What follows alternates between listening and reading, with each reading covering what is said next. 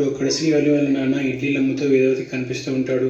దాంతో వేదవతి ఒక్కసారిగా షాక్ అయిపోయి ఈయనేంటి ఇడ్లీలు అమ్ముతున్నాడు అని చెప్పి కోపంగా ఇంటికి వస్తూ ఉంటుంది. ఇంటికి రాగానే శ్రీవల్లి అని చెప్పి గట్టిగా అరుస్తూ ఉంటుంది.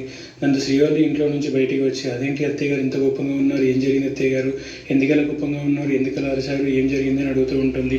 అప్పుడు వేదవతి ఈ విధంగా అంటూ ఉంటుంది, మీరు డబ్బున్న వల్ల ఇడ్లీలు అమ్ముకున్న వల్ల మర్యాద లేదని చెప్పు అని చెప్పి అంటూ ఉంటుంది. వేదవతి గారు అడిగేసరికి శ్రీవల్లి ఒక్కసారిగా చక్కెరపై నోటితో చల్లబడుతూ ఉంటుంది. ఇదేంటి అత్తయ్య గారు ఇలా అడుగుతున్నారు, అత్తయ్య గారికి కొంపేసి నిజం తెలిసిపోయిందా, మేము ఇడ్లీలు అమ్ముకుంటామని అత్తయ్య గారికి ఎలా తెలిసిపోయింది అని చెప్పి అలా అడుగుతూ ఉంటుంది.